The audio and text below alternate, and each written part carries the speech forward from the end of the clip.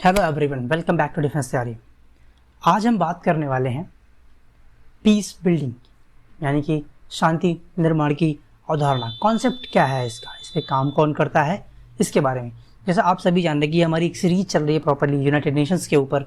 तो जो शांति निर्माण है, जो शांति निर्माण का कॉन्सेप्ट है, जो अवधारणा है, इसका भी जो उदय हुआ यानी कि जो निकल के आई है, ये वहीं से आई है, यूनाइटेड नेशन से ही आई है। और ये जो कॉन्सेप्ट है ये बहुत पुराना नहीं है। 1970 में पहली बार नॉर्वे के एक सोशियोलॉजिस्ट यानी कि समाजशास्त्री ने, जो जिनका नाम जो है वो जॉन गॉल्टुंग है, उन्होंने इसको पहली बार यानी जो पीस बिल्डिंग वर्ड है, शांति निर्माण, इसको पहली बार यूज़ किया। और उसके बाद ये काफ़ी चर्चा में आया जब 1992 में जो महासचिव थे यानी कि जो सेक्रेटरी जनरल थे यूनाइटेड नेशंस के, उन्होंने अपने एक एजेंडा फॉर पीस रिपोर्ट में इस पर्टिकुलर शब्द यानी कि जो ये पीस बिल्डिंग है, शांति निर्माण है, इसका यूज़ किया। तब ये काफ़ी चर्चा में रहा।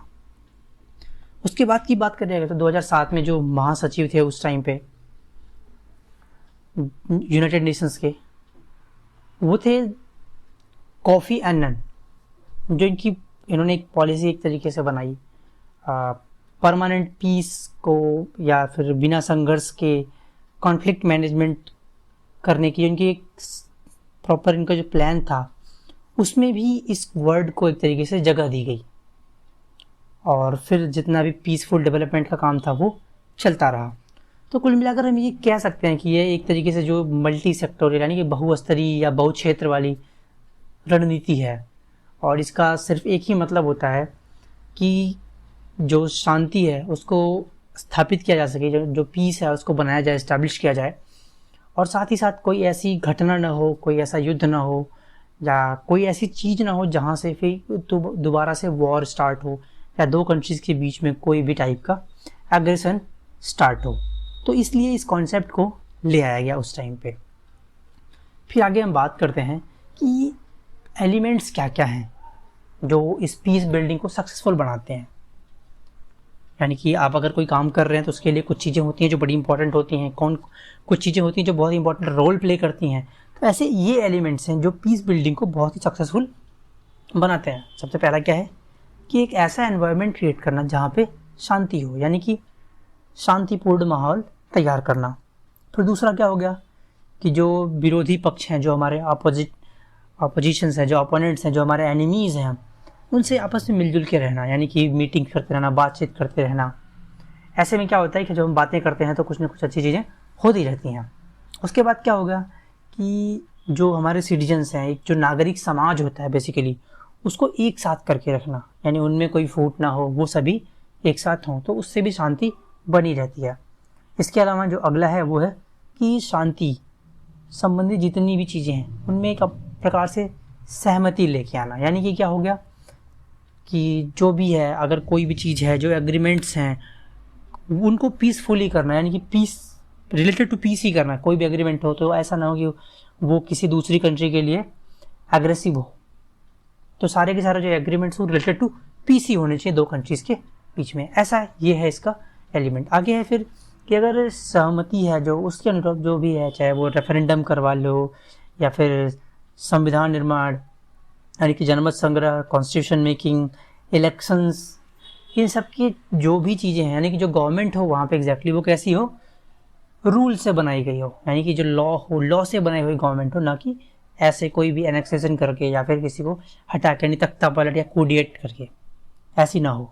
फिर आगे क्या है कि पर्टिकुलर कंट्री को हेल्प करना, कैसे, मनी प्रोवाइड करके, किस किस चीज़ों में, कम्युनिकेशन हो गया, एडमिनिस्ट्रेशन हो गया, सिक्योरिटी हो गई, या फिर अगर उनकी सिक्योरिटी के लिए ह्यूमन हेल्प चाहिए तो वो भी प्रोवाइड करना। तो ये सारे के सारे क्या हो गए, एलिमेंट्स हो गए जिससे कि पीस बिल्डिंग जो है वो सक्सेसफुल रहती है। इसके बाद क्या हुआ कि अब यूनाइटेड नेशंस ने 2005 में 3 पिलर्स एक तरीके से हम कह सकते हैं, या 3 प्रपोजल्स जो हैं वो सामने ले आए, उसको उन्होंने प्रपोज किया। क्या थे वो? पहला था यूएन पीस बिल्डिंग कमीशन, दूसरा था UN peace building cooperation office, और तीसरा था जॉइंट कंस्ट्रक्शन फंड।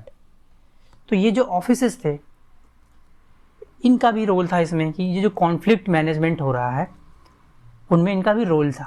बेसिकली हमने जो ऊपर बात की अपने ये 6 एलिमेंट्स के बारे में, ये सारे के सारे काम करते हैं कॉन्फ्लिक्ट मैनेजमेंट में। और वही जो ये हमने बात की अभी कि पीस बिल्डिंग में जो भी यूएन ने कदम उठाया तो उसमें सबसे जो अच्छा कदम था वो ये था 2005 में उन्होंने ये 3 कमीशंस की या 3 कमीशन जो हैं उन्होंने बनाए। और ये तीनों कमीशन कहीं ना कहीं पीस बिल्डिंग में उठाए गए एक बहुत ही महत्वपूर्ण स्टेप्स थे।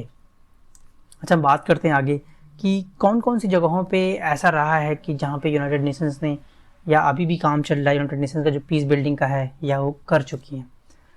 तो सबसे पहले हम बात करते हैं कि इसका कंट्रीब्यूटर कौन कैसे कैसे है। तो इंडिया है, और यूएन का मेंबर तो है पीस बिल्डिंग कमेटी का, और साथ ही साथ इसका जो है बहुत बड़ा योगदान भी है इसमें। अगर हम बात करें हाल फिलहाल में अभी भी प्रेजेंट में बात करें तो जो बोस्निया है और गोविना है या साइप्रस है या नॉर्दर्न आयरलैंड है, यहाँ पे जो मूवमेंट है पीस बिल्डिंग की यूनाइटेड नेशंस की वो अभी भी चल रही है। और कहीं ना कहीं जो अब आगे इस पर जो कुछ लोग कमेंट्स भी करते हैं कि यूनाइटेड नेशंस है उसका क्या है, तो जो स्कॉलर्स हैं आज की जो इंटरनेशनल पॉलिटिक्स के स्कॉलर्स हैं उनका मानना है कि जो इंटरनेशनल पीस एंड सिक्योरिटी को इस्टेब्लिश करने का या जो पीस बिल्डिंग करने का, परमानेंट पीस को इस्टेब्लिश करने का, ये बहुत ही मिक्स्ड रहा है। और जो पीस बिल्डिंग है वो एक बहुत ही इम्पॉर्टेंट पार्ट है डिप्लोमेसी का, और इसको जो यूएन है वो हर तरफ से कहीं ना कहीं पे एम्फेसाइज करता ही रहा है। तो ये था हमारा आज का टॉपिक पीस बिल्डिंग। होपफुली आपको समझ में आ गया होगा, और अगर नहीं आया तो कोई सवाल हो आप नीचे कमेंट बॉक्स में पूछ सकते हैं। और those who are preparing for defense services, they can purchase our book Version of SSB, specially designed with the experience of defense area itself. And play store पे हमारा एप्लीकेशन है जो आप डाउनलोड कर सकते हैं, लिंक डिस्क्रिप्शन में मिल जाएगा आपको। और चैनल को छोड़ने से पहले please subscribe and share. Thank you and जय हिंद।